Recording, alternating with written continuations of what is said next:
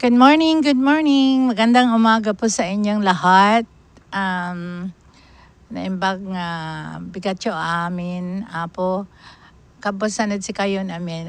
I'm so glad to be back. I took a short break, a short breather, and I took a trip to the Philippines, and that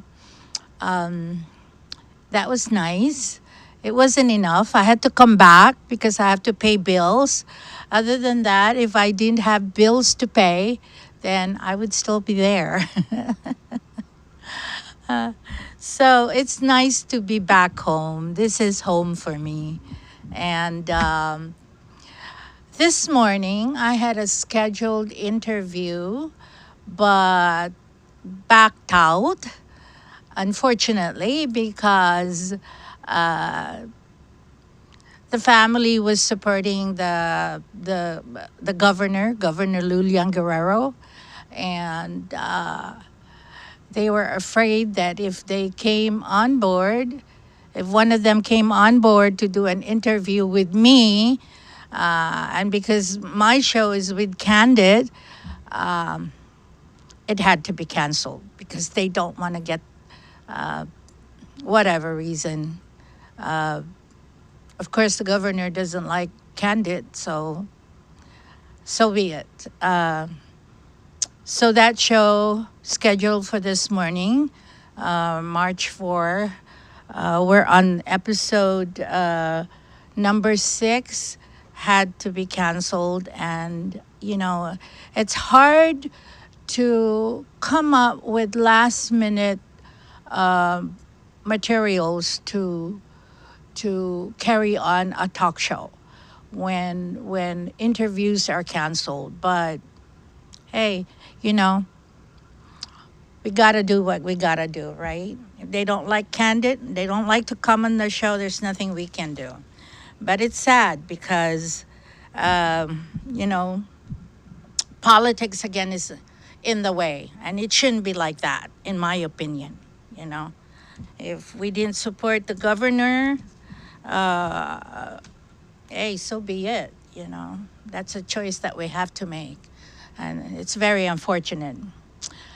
Uh, Although, well, I had a day and a half to flex some muscles in the Philippines, and was able to join former colleagues in the media and ran around a bit with them to get fresh news out of uh, you know, um, the media from the Philippines stories covered by media from the Philippines. So I was able to get some of that firsthand information. And most of the stuff that I will be, most of the fillers of today's Kababayan Kasali Kayo show would be news, fresh news from the Philippines. And I'm just thankful that I'm back and I'm able to do this show this morning. I'm sorry, I missed last Saturday. I have to apologize to my advertisers, but I'll make it up to you.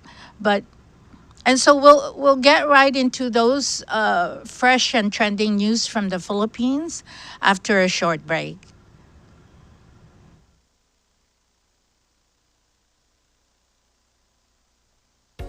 Island Family Pharmacy is committed to providing care and service that goes beyond dispensing prescriptions. We offer personalized services focused on quality care, outstanding customer experience with prompt and professional attention. At our pharmacy, you are family.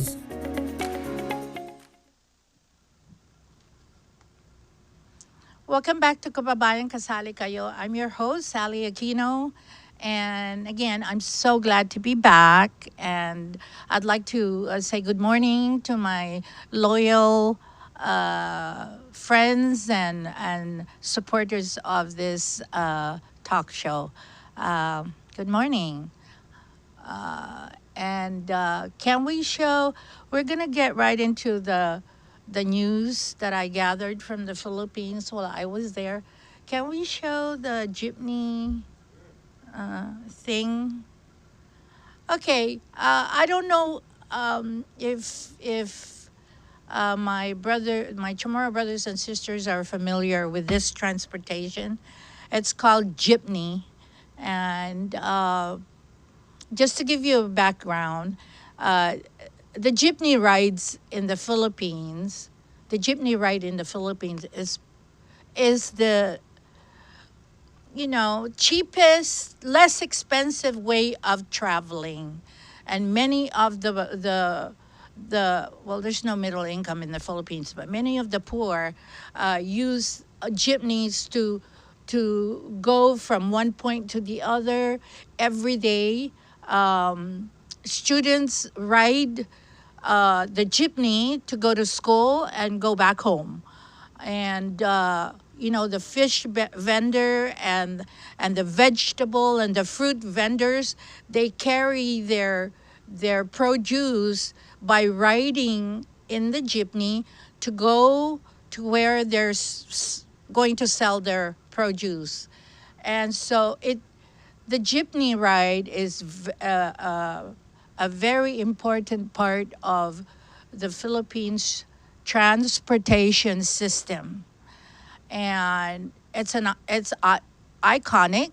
It's been around for many, many, many decades, and unfortunately, a few days ago, Land Transportation of the Philippines, the appointed undersecretary of that agency by President Marcos, announced that the jeepney transportation will be phased out by June 30 of this year.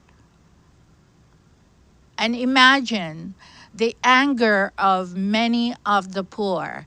The social media is now, on fire, uh, criticizing that move by the Land Transportation Office.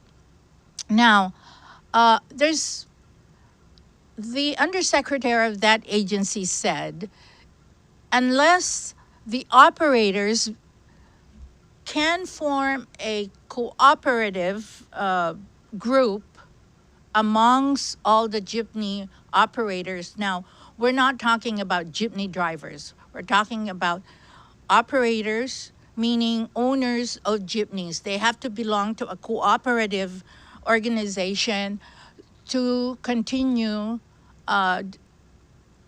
using jeepney as business for transporting people in the Philippines. Okay, that means they have to form a group, they have to incorporate, they have to register. So this means the operations will stop until this is done. So again, this is layers and layers of bureaucracy crap. That's what I say. Why? Why?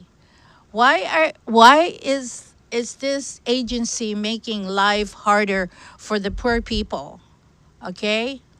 First of all, most operators, most owners of jeepneys, they don't drive their own jeepneys. They rent it out to a driver. And the driver of that jeepney for that day pays what they call a boundary. It's a fee.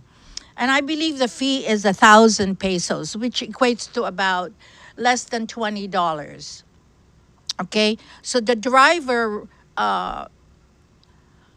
is allowed to rent the jeepney and run it through the cities and collects fees, but he has to pay less than $20 to the owner of the jeepney before he can start operating the jeep. And so with that 1,000 plus pesos boundary fee, they call it, plus the diesel for the day. We're talking about $100 out of the driver's pocket. Okay, he has to quadruple that to be able to make some income for the day, because there is no guarantee that he will be able to drive the same jeepney the following day.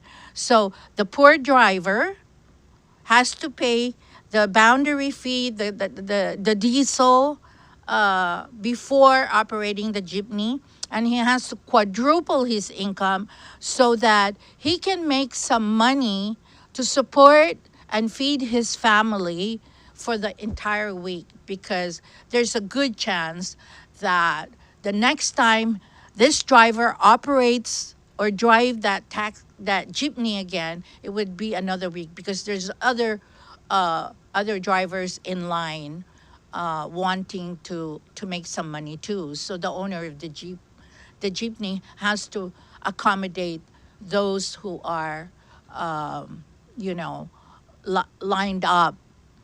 So if one driver operates the jeepney and run it through the city on Monday, another one operator does come in and pay the boundary on Tuesday, Wednesday. So the first one the one that drove the jeepney on Monday would have another chance of the next chance of driving the jeepney to make some money would be the week after.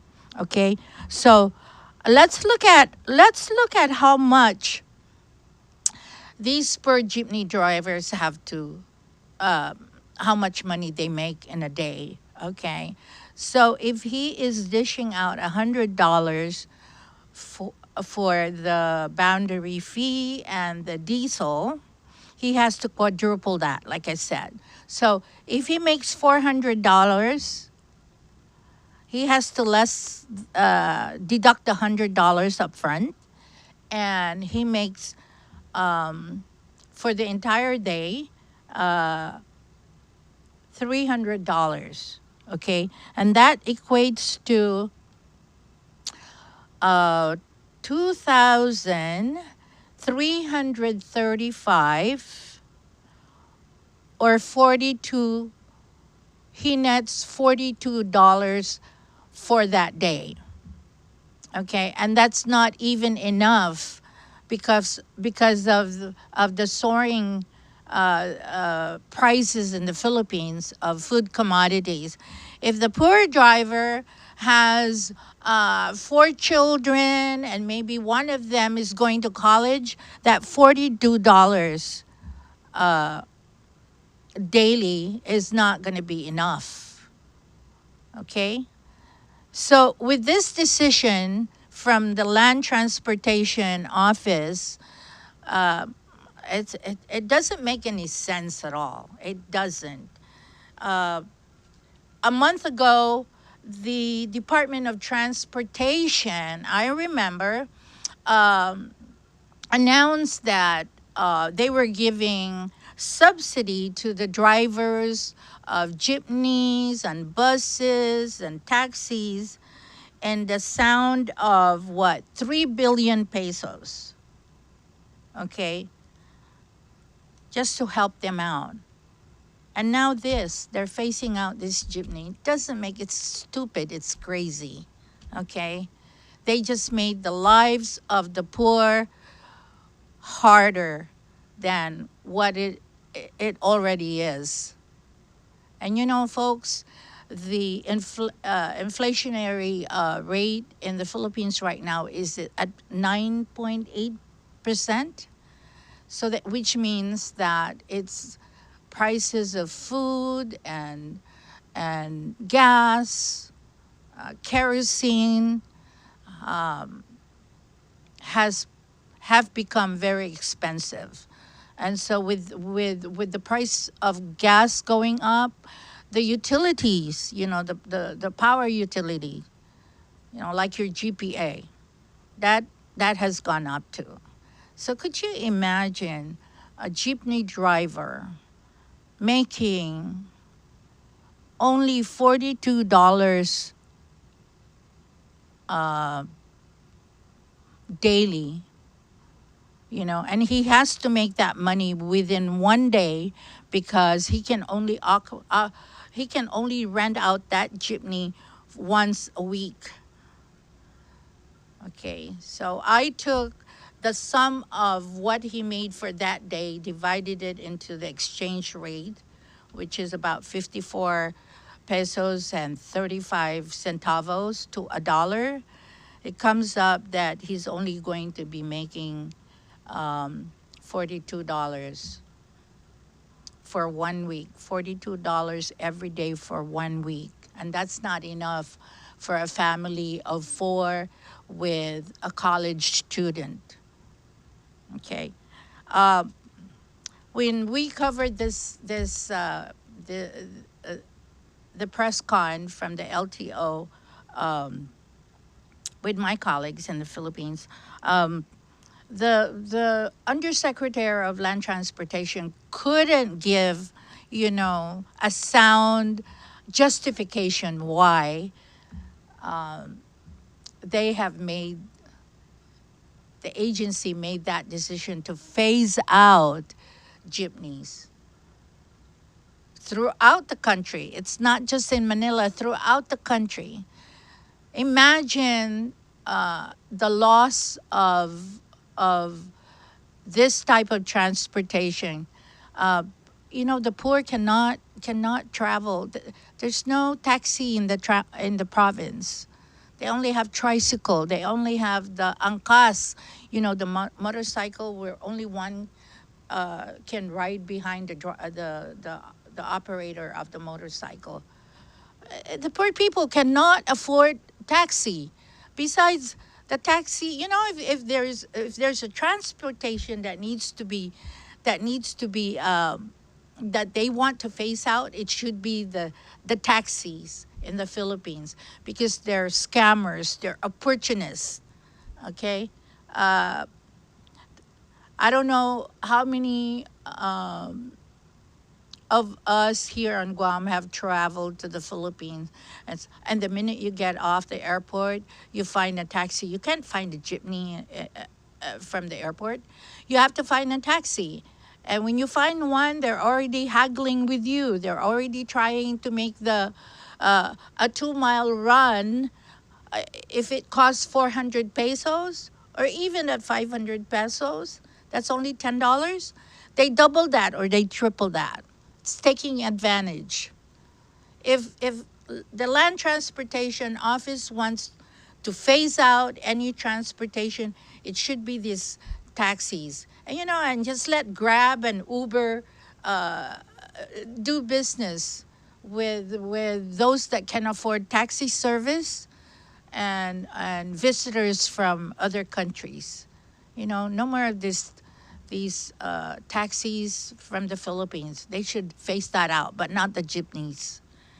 Because that's the poor people's transportation. I don't know. I like I like President Marcos. I was so proud when he won, when Bongbong Marcos won the presidency, which is almost a year ago, comes June. But boy, let me tell you, some of his appointees don't. Their brain is in their whatever, you know. It's not in their head.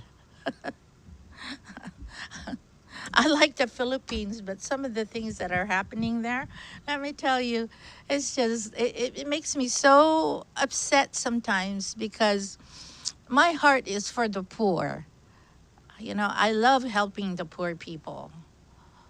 When I see, just on this trip alone, my cousin and I were picking up through the drive-in. Drive-through window of Jollibee, and there was this grandfather with his four uh, grandchildren in tow, and the kids were, you know, you can tell my heart just broke when I saw them. You know, one of them was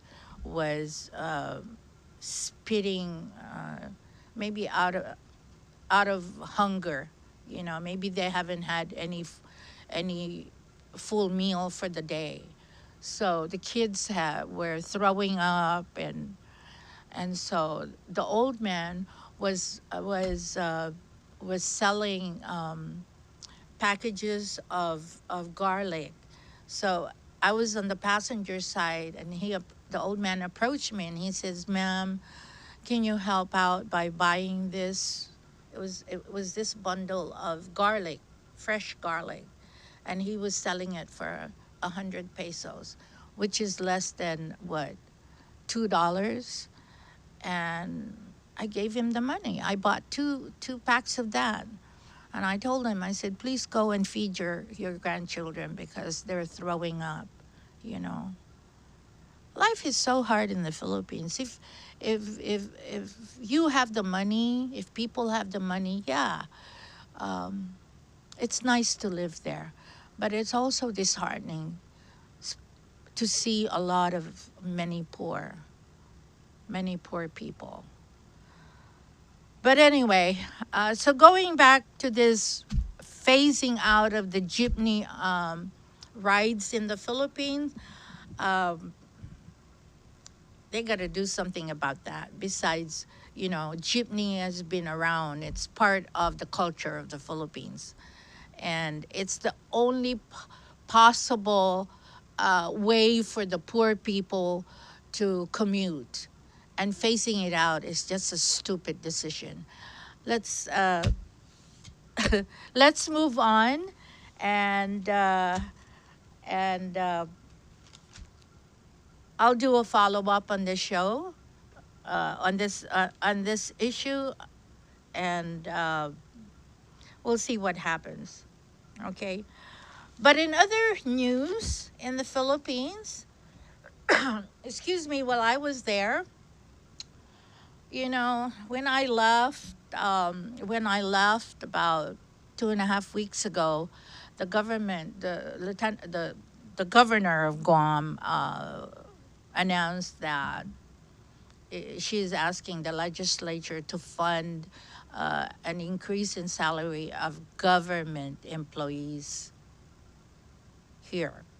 And my only concern there is what happened to the essential pay of the essential workers at the height of the COVID pandemic.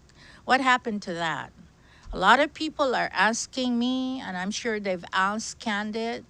You know what I can say to the people who are inquiring about that essential pay that's overdue? Call your senators, call your mayors, senators, your congressman James Moylan, and inquire and press them to pay you that essential pay. Call the governor's office. You know, it's long overdue. Anyway, in the Philippines, we have the same situation.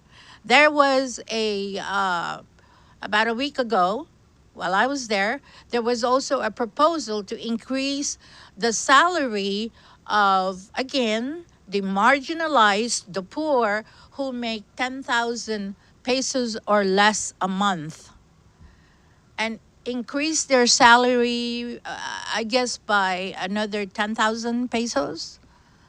But the two houses, the Congress, um, House of Representative, and the Senate junked the idea. Now, the lady that's in charge of the Committee on Budget in the House of Representative um, introduced a bill to increase the salary of these lawmakers. How stupid is that? How crazy is that? You know, you deprive the poor by giving 10,000, doubling their income. You know, you junk that and then come up with the idea of, oh yeah, let's give ourselves a raise instead. You know, whoever was the proponent of this idea to give or double the salary of these workers, these poor workers in the Philippines, was to prevent them from taking jobs overseas. They're called OFW workers, okay? So that they don't have to be separated from their family. This, and the brain drain too, you know. Philippines is losing a lot of talents because of poor salary. They have to find salary elsewhere. You know, how crazy is that? These elected officials give themselves, you know, not just 10,000 pesos raise. And they deprive the poor Filipino of having 5,000 or 10,000 at that. You know, how stupid is that? How, I don't know. I don't know. I don't know how to describe some of these lawmakers in the Philippines. And these lawmakers who deprive people what they deserve, including here in Guam. You know, that's crazy. You know what, Isaac? This really pissed me off. And I'm getting hotter and hotter. Let's do a commercial break and we'll be right back.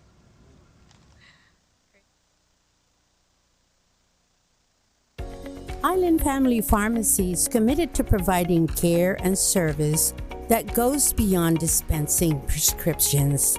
We offer personalized services focused on quality care, outstanding customer experience with prompt and professional attention. At our pharmacy, you are family. Welcome back to Kababayan, kasali kayo. Magandang umaga sa inyong lahat. Buenas to my Chamorro brothers and sisters. This month is Chamorro month, right? What do they call that? Mes Chamorro. Yeah, that's nice.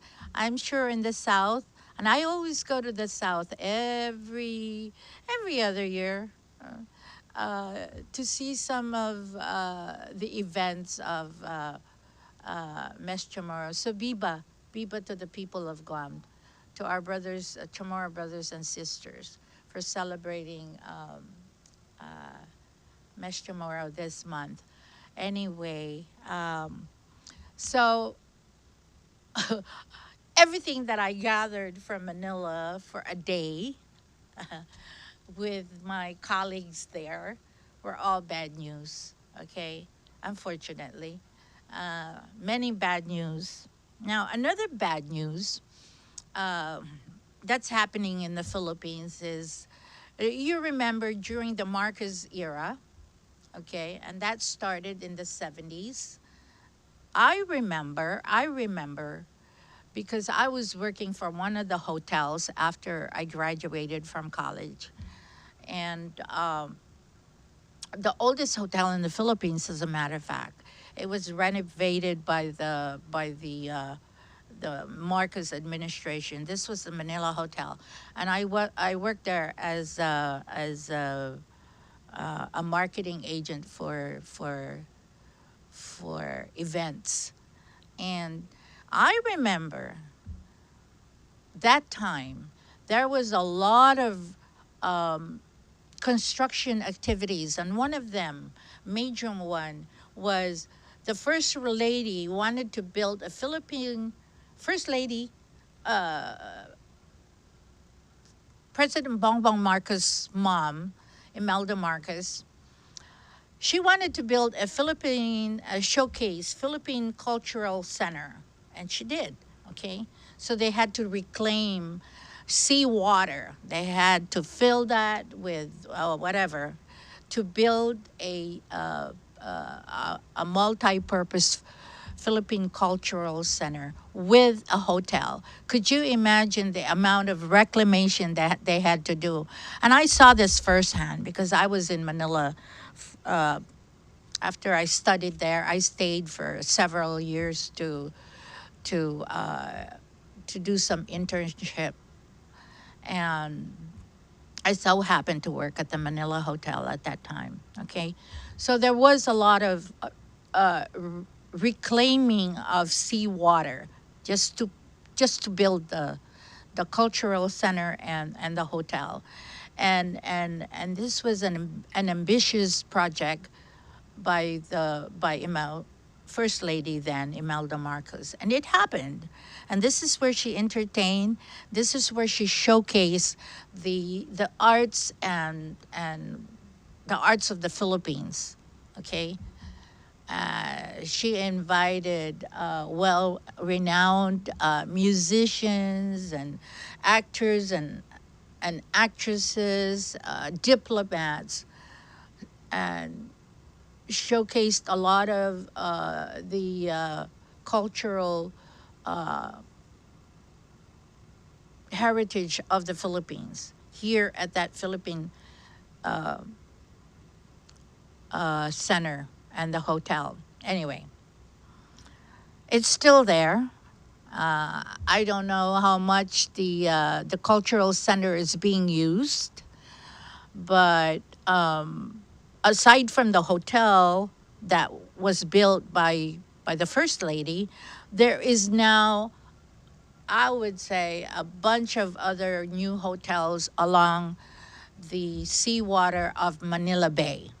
This is in Manila Bay is in Manila, Rojas Boulevard. If any of you been there, okay, you can now see a lot of hotels, new hotels, and then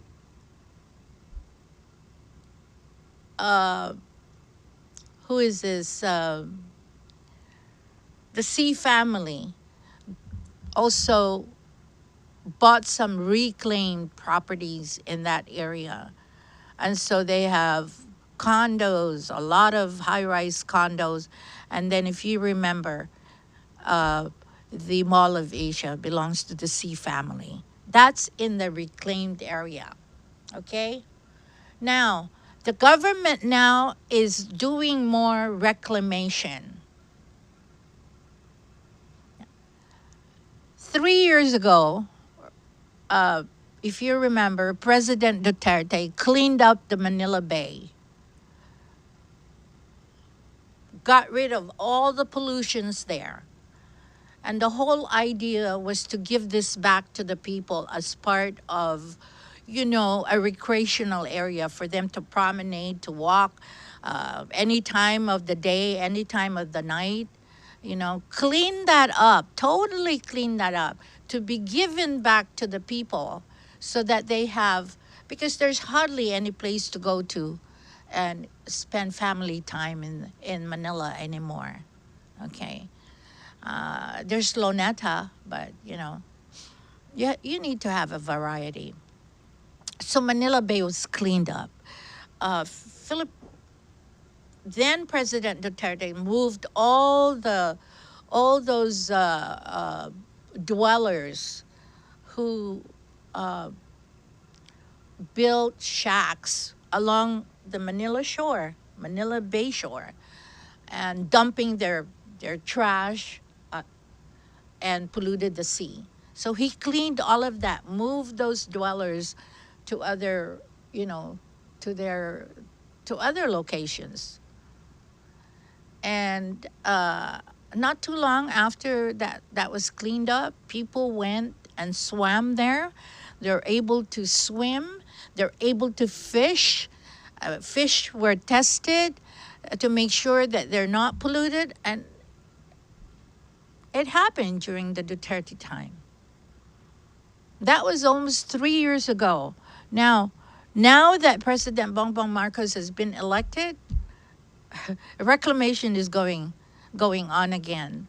Okay? In other words, they're filling the seawater with sand and whatever, more sand, more land, so that they can build there. So the Bataan, there's a group of fishermen from Bataan, which is the city in central Luzon. They did a peaceful demonstration asking the government to stop the reclamation because, and they claim, and which is true, that the fishing industry is probably the most marginalized industry in the Philippines. Fishermen don't make that much money by selling their fish. Okay? So this group of fishermen from Bataan came to Manila to protest the reclamation of the Manila Bay. And they're urging the president to stop it because there was an ordinance in 1998 where the president at that time promised, and Congress signed an amendment to that act, that an act to protect the sea waters of the Philippines so that the fishermen's livelihood will not vanish. So this group of fishermen from Bataan is urging the government to stop that reclamation because it's not supposed to be used for industrial or for any infrastructure development. It's for fishing. It's for the livelihood of fishermen. Okay, and let's face it, the food that is very affordable to the poor is fish. I like fish. It's not only inexpensive, but very nutritious, and that's what these group of fishermen are saying. Stop it because this would, you're taking away the livelihood of people that could go there and fish, that could go to the Manila Bay and fish. So, we'll see what happens to that. Let's see what the current president, has to say about that. Okay, that's sad. Taking away the jeepney, now reclaiming more seawater in Manila. Yeah, that's really a bad move. In other news in the Philippines, out of an area that I'm familiar with, where I did where my friends and I here on Guam did some medical mission and humanitarian mission, a fuel tanker carrying over about 212 gallons of industrial fuel oil sank somewhere in Oriental Mindoro, in a barangay called Nauhan or Naujan. I'm sure many of the residents here on Guam who are from Oriental Mindoro is familiar with this. Naujan and Pola. Okay, so a fuel tankers almost capsized in that area, but and its engine overheated, so a lot of the oil, the diesel from the engine spilled in the ocean of Naujan and Pola and Oriental Mindoro. So the Philippine coast, that's a lot of oil. 212 gallons of fuel oil.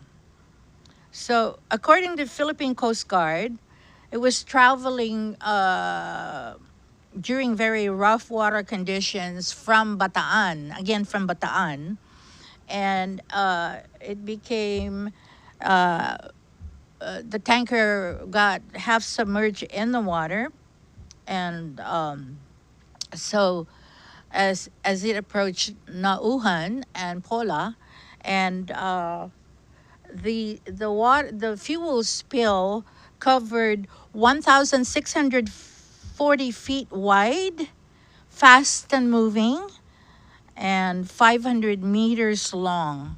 That's quite a lot of spill there. Okay, again, affecting the livelihood. If it's not contained, it will affect the livelihood of many of the residents in those barangays, okay, Nauhan and Pola, whose livelihood is fishery. They fish a lot, and that's how they make their money again, making by fishing. So the Philippine Coast Guard has contained or trying to contain the area and put some what do you call this, booms, oil booms spill so that it does not spread. The spill does not spread. Okay, so that's under control. This morning, the mayor of Rojas, Oriental Mindoro, Mayor Cusi, did an inspection of the waters in the Lahican, which is the seawater in Rojas, and also the mayor of Mansalay, just to make sure that the fuel does not spread to those areas. And thank goodness Rojas is safe, Mansalay is safe, but Nauhan and Pola is still not safe. But it's under control now. Okay. Another mishap. Do we have another time for another mishap, Isaac? Okay. Another mishap, a ferry boat, again a ferry boat, traveling to Tawi-Tawi, which is in the southern part of the Philippines. Uh, they had to cross almost an area nearby Malaysia. Okay, the passenger ferry capsized, and with 15 passengers, including small children, and 6 crew members. And luckily, the captain of the ferry boat, passenger boat, uh, was able to radio the Philippine Navy, and the Philippine Navy immediately responded with what I call brother to brotherhood. Okay, they called the Royal Navy of Malaysia, and together they were able to save the passengers. They were brought back to Tawi-Tawi, and now under the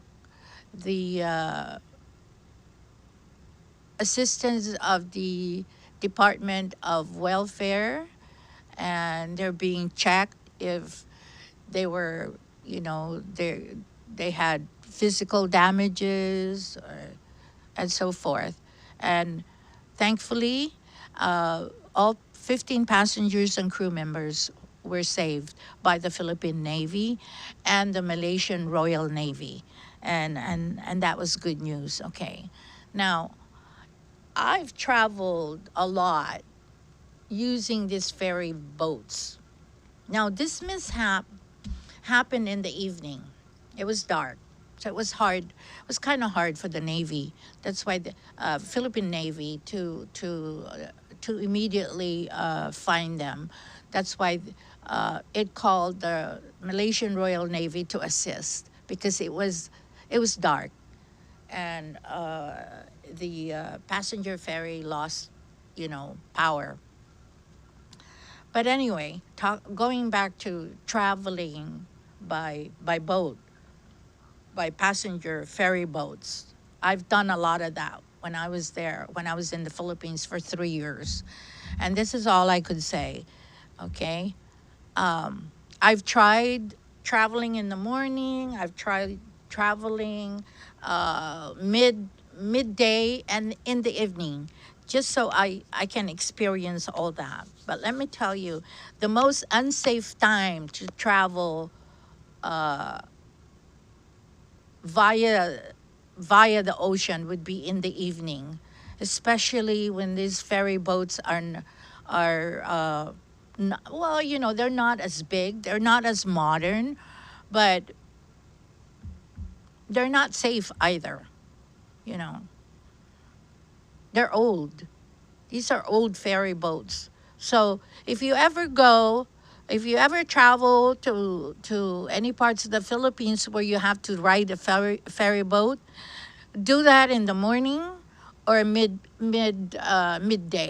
never in the evening, because there's a lot of anything could happen, and it's hard to save lives when a boat capsizes and having overload of passengers, and I've seen this firsthand. So when I sometimes I don't have any choice but travel by night, going to the areas where sometimes I help out people, poor people. What I do is I travel light, so that if anything could happen, I could jump out of that ferry boat, try to help, kids who are drowning. Thank God it never happened, but I always travel light because it's not safe. Like I said, a lot of you have to really discern if you want to fly by plane or ride a ferry boat to travel to a beach somewhere far from from Manila. So that's one of my advice. So to see, we had we had the sea Manila Bay Reclamation. We had the fuel tanker. We covered that event in the Philippines, and then of course the news about the Brotherhood to Brotherhood assistance to a capsized ferry boat off Tawi Tawi near Malaysia. You know, we have some bad news and we have some good news, so that's a good balance. Now in Baguio, which is the northern part of the Philippines, the most northern part of the Philippines, Baguio is considered the San Francisco of the Philippines. Okay, the month of February and March is called they have a festival called the Floral Festival, and there's a lot of cultural events going on there. There's a cultural dance competition. There's a parade, and you know, there's a display of the different flowers in from Baguio, because a lot of flowers grow in Baguio that don't grow in other areas in the Philippines, especially in Quezon City or Manila. So this is where they showcase. So that's why they call it the floral show in Baguio. Okay, but I mean, even I know a teacher here on Guam that brought a troupe to perform and compete in the cultural dance competition in Baguio. And but of course, with that kind of event, there's a lot of visitors coming to Baguio, and in Burnham Park alone, that's where the people can find a place to eat, place to drink. This is where they gather. Okay, Burnham Park. you have a man-made uh, what do you call this? Kind of like a swimming pool, a huge swimming pool. Uh, and this is where you find a lot of the vendors, food vendors. Now, it makes a lot of the Baguio government makes a lot of money out of these events. Okay, tourists go to to Baguio during these events because of the by February and March it's already hot in Manila and other areas like Quezon City, Makati. Those areas are already hot. Other areas like Pampanga and Pangasinan, the weather is getting muggy and hot. So they would they would flock to Baguio because of the cold weather. Okay, so there is a lot of visitors during this time of day, the month February, December through March. Okay, so with that, there's a lot of business to be had. Also, there's quite a bit of business going on in Baguio because of these events and these visitors. Now, however, there's also a negative part of that because most of the restaurant operators, they do the barbecue, they fry chicken, meat, pork, and then they dump their oil in the gutter. And so there has been ongoing problems with flooding in Baguio because of something like this. So anyway, uh, Mayor Benjamin Magalong of Baguio warned business owners not to dump used oil in drainage because these this kind of illegal activity, dumping used oil, has been known to cause flooding. What do you call that, Isaac? It clogs the drain, and so there's been some kind of flooding in the Philippines. Anyway, in Baguio, Philippines. Now, Mayor Magalong said, if you continue to throw your used oil in drainage and canals, I will not hesitate to revoke your business licenses, even at the height of this flower festival event in Baguio. Uh, so, are they going to hit that? I hope so. Because even here on Guam, oh my goodness, I wish the government would advise, you know, residents to stop dumping oil in the sink, which goes into the drainage and clogs the drain, right? The sewer. We never get that. Is it a law here not to dump? Don't dump? I don't think it's a law, right? Oh man, I tell you, my daughter has a rental business, and no matter how many times I tell her tenants to before they even start to live in her rental units, I tell them, please don't dump oil in the sink. Contain them and find a way to drain them anywhere that's acceptable by the government, but not in the drain. Don't dump your used oil in the ground or in the sink because that is so toxic. It's not only toxic, but it causes a lot of damage to the water system and the drainage system, the sewer. It clogs. It gets hard, you know. And even to the landlords, especially if they have multi-level apartments. You know, you dump it from the third floor, it goes down to the second floor.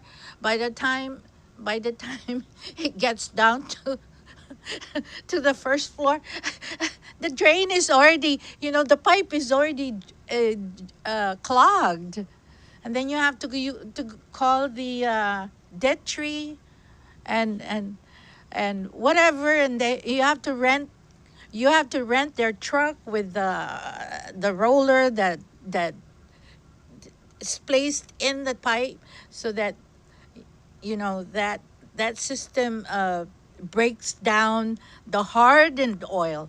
That's the one that clogs the drain. I don't blame Mayor Benjamin Magalong for warning. And let me tell you, as poor as these some of these Filipinos are, they're also hard-headed. So, hey, I don't know what to say. We can only do so much to help them, and we can only do so much to assist them. And if they don't help themselves, well, you know what? That's why there's a lot of flooding in the Philippines, because of the heavy pollution, dumping of plastic and styrofoam in the backyard. If they live along the sea coast, they just dump it there, you know. And they have, I don't know if they know how much damage it does to the environment, but man,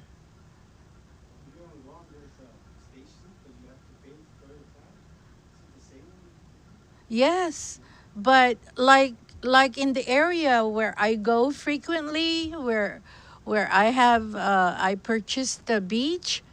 Uh, well, the beach area is clean, but going there in the neighboring barangays or villages, um, they don't have a dump site. And they've been asking. The people are asking the government to find a dump site, but it's just so slow. Some of these mayors, I think their aim is just to make money, make millions and millions, never mind the dump site. In my area where I bought a small beach, this has been a problem. They haven't had a dump site in 3 years. I don't know, Isaac. I think I'm gonna sell all my properties in the Philippines and move to Africa. That's my new ambition. Just live in the jungle, and with the wild animals. Anyway, I think we're able to finish a show this morning with my filler news. Yeah, but I'm gonna. I'm. That was the. Can we plug that again? Yeah.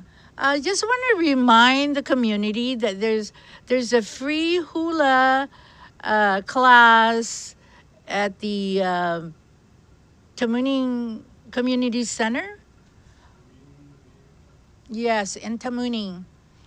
Free hula classes and free hula Zumba. And the one that I attend starts at 5:30 every Tuesday, Thursday, and then there's one at Ipaw Beach that starts at 7. This is I tried this for about 3 weeks, and I lost quite a bit of weight, especially around the stomach area.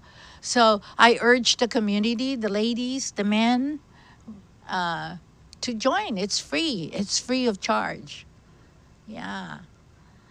And lastly, before I wrap the show, I'd like to extend on behalf of Kandit News Group, uh, my deepest condolence to the family of the 39-year-old gentleman who was lost and was found dead yesterday while hiking Sela Bay. And I've never been to Sela Bay. I've watched the ocean from the road, and you can see Sela Bay there. I don't know. I don't know what happened. There's something fishy about this incident, because I would think that the other areas like in Talafofo and Cross Island Road, you hike from there. There's tall grasses. You can get lost, but in Sela Bay, I don't know. I don't know, but I felt so sad with what happened to this gentleman, because he and his wife were visiting from Oklahoma, I believe. Is it Oklahoma or Nebraska? They came to visit, and he decided he wants to take a hike to Sela Bay, and he got lost. And Coast Guard and the Department of the Guam Fire Department tried to find him, but finally they found him, but he already died. So that's a sad news. We don't want that. So with that, I offer my prayers to his family. It's a wrap. Isaac, we managed to do a show. Yeah, well, we're still planning to change the time of Kababayan Kasali Kayo, another time slot and another day instead of Saturday, because I feel guilty bringing Isaac or Eric to the show every morning. But thank you for putting up with me, for sticking with me on this episode and of Kababayan Kasali Kayo. I hope in one way or the other, I was able to fill your time in an hour with Philippine news. Thank you so much, and I'll see you next Saturday. Isaac, we'll see them next Saturday. It's a wrap. Thank you so much, Isaac.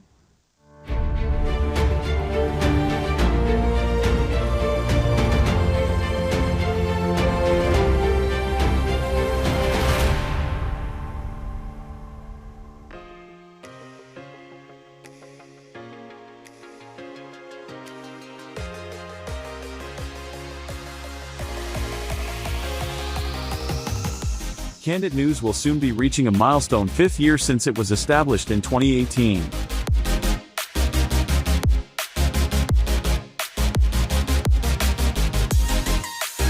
We are a platform for advocacy journalism.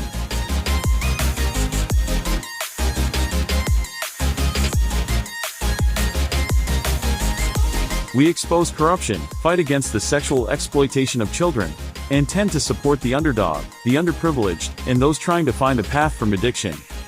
With over 50,000 followers, we offer advertising opportunities for both large and small businesses.